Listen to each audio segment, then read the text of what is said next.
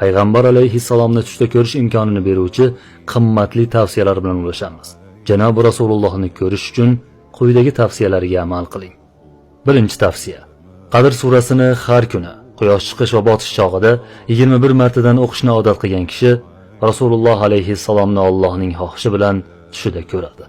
Ikkinchi tavsiya: Kavsar surasini bir kechada 1000 marta o'qigan kishi Rasulullohni Allohning xohishi bilan u ham ko'radi.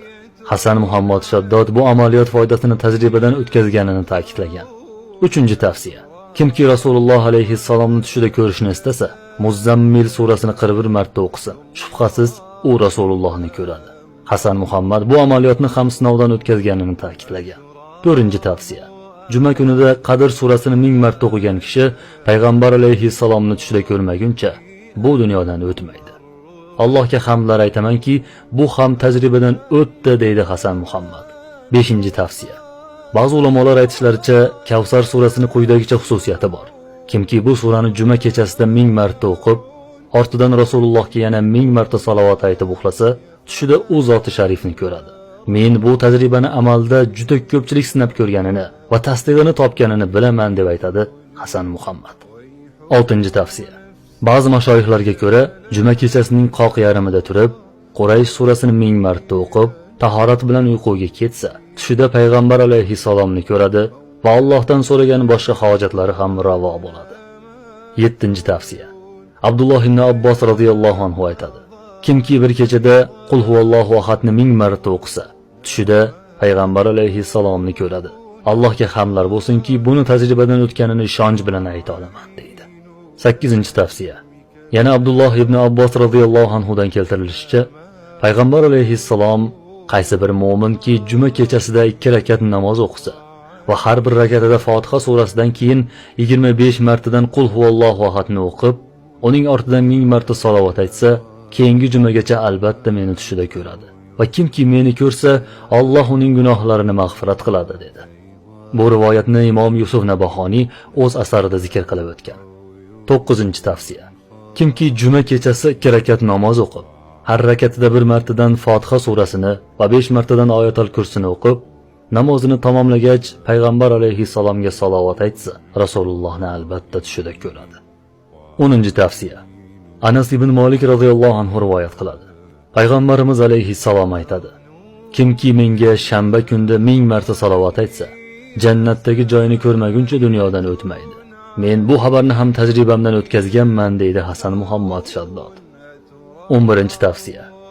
Jamoliddin Abul Vahhob aytar edi: Men Rasululloh alayhissalomni shunda ko'rdim. Shunda u kishi menga uyqu oldidan bismillahni 5 marta, auzu billahni 5 marta aytasan. Keyin, ey Alloh, Muhammad alayhissalom haqqi hurmati, menga Muhammad alayhissalomni shu dunyoda ham, oxiratda ham ko'rsatgan, deb ayt. Allohga hamdlar aytamanki, bu ham tajribada sinaldi, deya ta'kidlaydi Hasan Muhammad. 12-tavsiya. Payg'ambar alayhissalomni tushida ko'rish uchun quyidagi duoni 100 marta o'qish tavsiya etiladi. Yo Alloh, men sendan o'zga bo'lmagan nuring haqqi hurmati ila Nabiyin Muhammad alayhissalomni menga ko'rsatmog'ingni iltijo etib so'rayman. Muallif Hasan Muhammad Shaddod aytadi: Allohga behad hamd sanolar bo'lsinki, bu ham sinovdan o'tdi. Juda ko'pchilik bu vositani sinab foydasini bilgani haqida kaminaga xabar berdi, deydi. 13-tavsiya.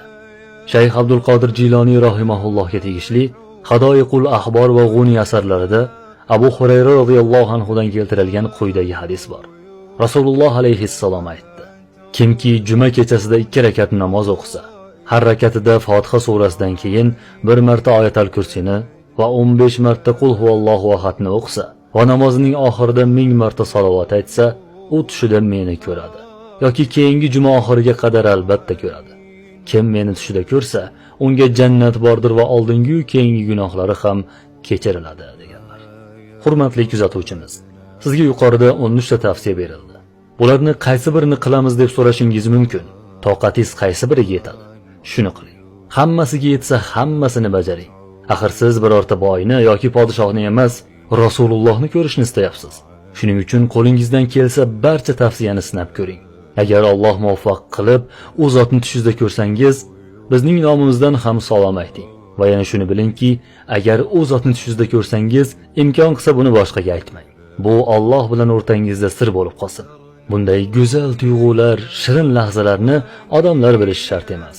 Bu sizning xotirangizdagi eng baxtiyor kechikmalar bo'lib qoladi.